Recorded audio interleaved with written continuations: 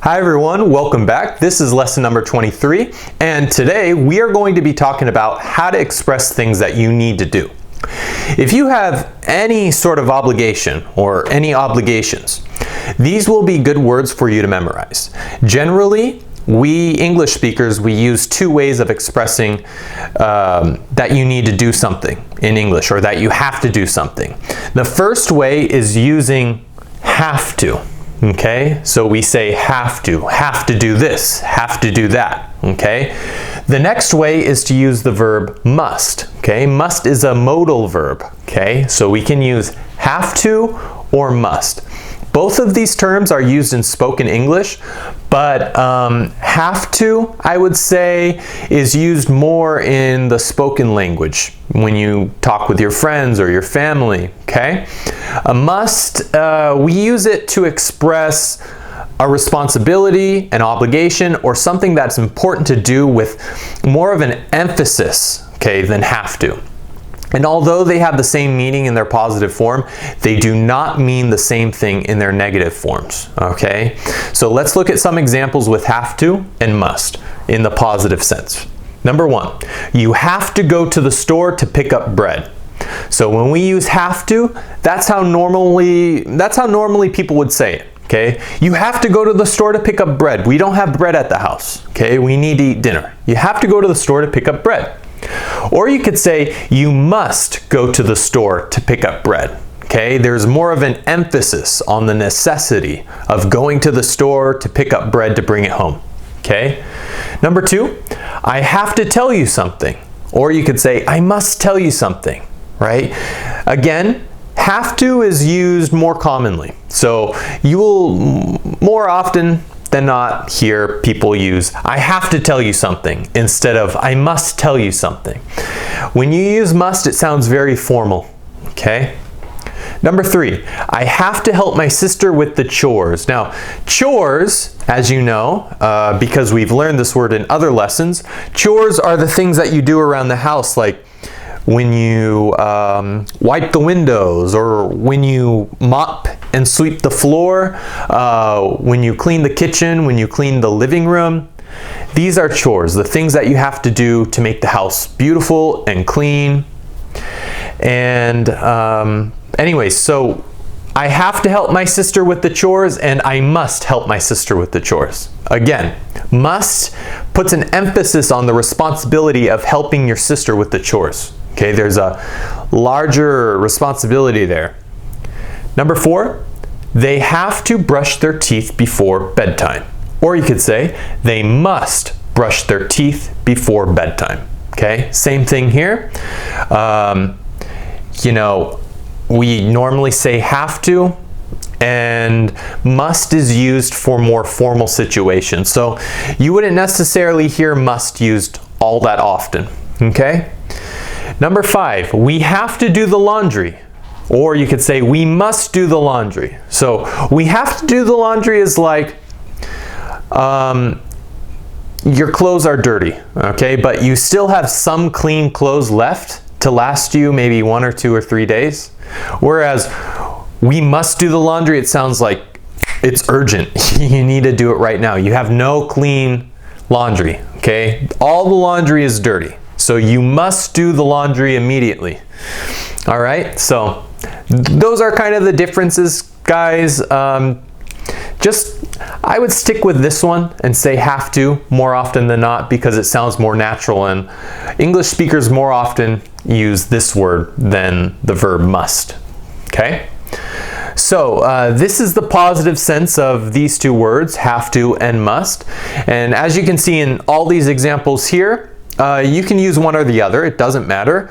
It doesn't really matter all that much which one you choose, but must sounds a bit too formal for a casual conversation that you'd have with your friends and family. So I would recommend that you use have to in most of the cases, okay?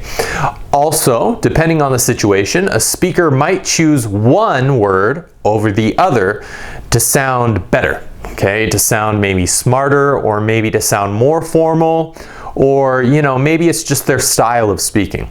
Knowing which one to use is something that will come more naturally to you as you start listening to more English speakers speaking in English and interacting with them more often, okay? You can also listen to the radio, or you can watch a lot of movies, and you'll kind of get an idea of which one to use just by watching a lot of movies and listening to the radio.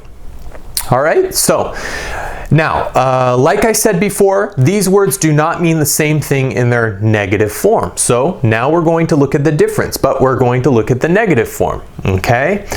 We will begin with don't have to, okay? So instead of have to, we put don't here. Now, we're not going to use must at all, because we don't really use must in the negative form, okay? So when we're talking about negative things, forget about must, okay? We're not going to use it. We're going to use it over here, but that's a little different, okay? Let's stick with don't have to right now with the negative form. Number one, you don't have to come if you don't want to, okay? You're not obliged to come, okay? Nobody's going to force you to come if you don't want to, okay? There's no pressure. You have no pressure. Number two, we don't have to wear suits in the office, okay? So obviously you're working in an office, okay? So it's your job. And you're not required to wear suits, okay? You can wear whatever you want. Maybe you can wear a t-shirt like this. You can wear nice pants and nice shoes, but you don't have to wear a suit, okay? A suit is like when you have a coat and you have the tie and you have a jacket over your shirt, okay? And you have a belt and you have nice leather shoes. That is what a suit consists of. But you don't have to wear a suit, so don't worry about it. Number three, they don't have to sleep until 10. Obviously, we're talking about 10 p.m. here. So they don't have to sleep until 10 at night, or maybe it's in the morning. Maybe they work at night, so they sleep during the day. So they don't have to sleep until 10. They're not obliged to sleep. Number four, the bread doesn't have to be put in the fridge, okay? Number five, I don't have to go to work on Saturdays, okay? So obviously here, you have maybe Saturday off, okay? So you work Monday through Friday, but you don't work Saturday, and maybe you don't work Sunday. Number six, this car doesn't have to have a checkup until May, okay? So you have a car, it needs a checkup, but not until the month of May, okay? You're not required to bring it in because it will be fine until the month of May.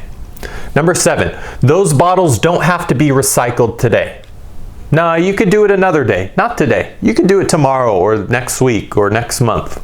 But you don't have to recycle the bottles today. They don't have to be recycled today. Okay? So guys, that's how you use the negative form.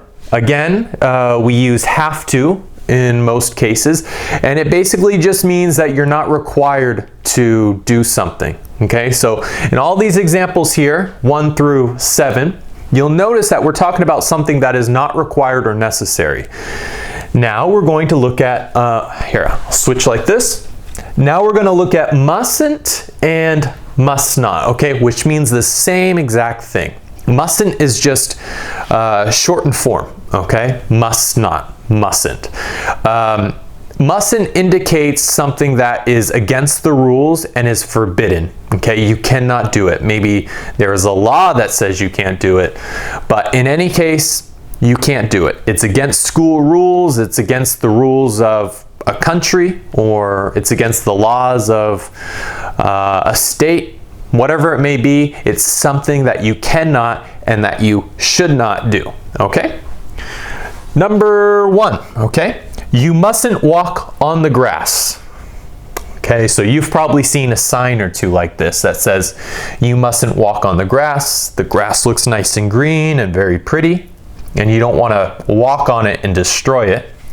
So you'll see a sign that says, you mustn't walk on the grass. Okay, let's go to this one. Number 2, I mustn't smoke in the hospital. Okay, it's something that I'm forbidden from doing. Okay, I mustn't smoke a cigarette in the hospital. Okay, you cannot do that in hospitals, obviously. Number 3, we mustn't talk in class. Okay, so we mustn't talk in class. It's against school rules. okay, or the classroom rules. We mustn't talk in class. Okay, next one. You mustn't drive drunk. Okay, obviously that's very bad. It's against the law. It's against all the rules of any country. And morally, it's probably wrong. Yeah, morally, I'd say it's wrong. You mustn't drive drunk. It's forbidden. Okay, I'll write that for you just so you know how to write it. You mustn't drive drunk. In all these cases, you could say, it is forbidden. Okay? Forbidden means you cannot do it. It's against the rules, it's against the law, it's bad. Okay? Next one. They mustn't do that. Okay? Whatever it is they're doing, they mustn't do that. They must stop. You mustn't park in the handicap parking spot. So you'll often see these in the parking lots of supermarkets, okay? And these are spots reserved for people who maybe can't walk so well, or they have a handicap, maybe they can't breathe so well, okay? But they need to park closer to a facility, okay? They need to park closer to the restaurant, they need to park closer to the supermarket, or the grocery store, or whatever it might be. You mustn't park in the handicap parking spot unless you yourself are handicapped or have something physically that prevents you from walking too far. Okay? Anyways, guys, that's it for this lesson. Thank you so much for watching, and I hope to see you next time. Don't forget, if you like these videos and if you like this lesson, give me a thumbs up and subscribe. All right? Goodbye. See you next time.